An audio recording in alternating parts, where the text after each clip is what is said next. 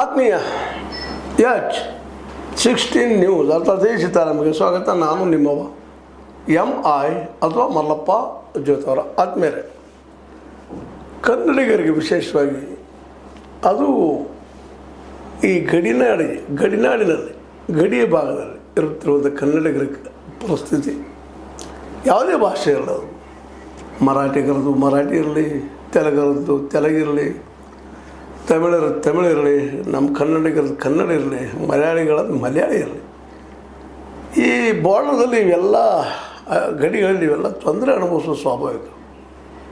ಎಲ್ಲರಿಗೂ ಅವ್ರವ್ರ ಭಾಷೆ ಶ್ರೇಷ್ಠ, ಅವ್ರವ್ರ ತಾಯಿ ಶ್ರೇಷ್ಠ, ಅವ್ರವ್ರ ತಂದೆ ಶ್ರೇಷ್ಠ, ಅವ್ರ ನೆಲ ಜಲ ಶ್ರೇಷ್ಠ.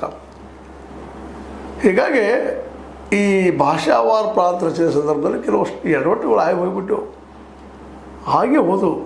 ಕಾಸರಗೋಡು ಹತ್ರ ಒಂದು, ನಮ್ಮ ಸ್ವರ್ಣಲಗಿ ಇನ್ನೊಂದು, ಸ್ವರ್ಣಲಗಿ ಸೊಲ್ಲಾಪುರ, ಮತ್ತೊಂದು ಬೆಳಗಾವಿ ಮರಾಠಿಗೂ ಆಕರ್ಷಣೀಯ, ನಮಗೂ ಆಕರ್ಷಣೀಯ.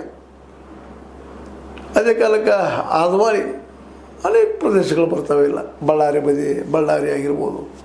ಬಳ್ಳಾರಿ ಬಗ್ಗೆ ಇವತ್ತಿಗೂ ತೆಲುಗರಿಗೆ ಎಲ್ಲರ ಆತ್ಮೀಯತೆ ಪ್ರೀತಿ. ಯಾಕೆಂದ್ರೆ ತೆಲುಗರ ಅರಸು ಕೃಷ್ಣದೇವರಾಯ ಆಳಿದ ಅನ್ನೋದು ನಾವು ಕನ್ನಡದ ಅಂತ ನಾವು ಕರ್ಕೊಳ್ತೀವಿ, ಅವರು ತೆಲುಗರವ ಅಂತ ಅವ್ರು ಹೇಳ್ಕೊತಾರೆ.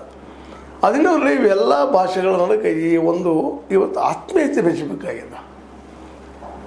ಆತ್ಮೀಯತೆ ಬೆಳೆಸಬೇಕಾಗ್ತದ್ರೆ ಇಲ್ಲಿ ಕೊಡ್ಕೊಳ್ಳುವ ವ್ಯವಹಾರಗಳು ಭಾಳ ಆತ್ಮೀಯವಾಗಿ ನಡಿಬೇಕಾಗ್ತದೆ. ಕೆಲವೊಮ್ಮೆ ಏನಾಗ್ತದೆ, ಒತ್ತಾಯಪೂರ್ವಕವಾಗಿ ನಾವು ನಮ್ಮ ಹತ್ರ ಹೇರೋ ಪ್ರಯತ್ನ ಮಾಡ್ತಾಯಿರ್ತೀವಿ. ಆ ದಿಶೆಯಲ್ಲಿ ನಮ್ಮ ಮಲಯಾಳಂ ಭಾಷೆ ಅಂದ್ರೆ ಕೇರಳಿಗರು ಒತ್ತಾಯದಿಂದ ನಮ್ಮ ಕಾಸರಗೋಡಿನ ಕನ್ನಡದ ಮೇಲೆ ಮಲಯಾಳಂ ಹೇರ್ತಾ ಇದ್ದಾರಾ ಅಂತ ನಮಗೆ ಅನ್ನಿಸ್ತಾ ಇದೆ. ಅನಿಸೋದೇನು ವಾಸ್ತವವನ್ನು ನಾವು ಹೇಳ್ತೀವಿ. ಆದರೆ ಮಲಯಾಳಿಗಳು ಕೇರಳಿಗಳು ಇಲ್ಲಪ್ಪ, ಒಂದು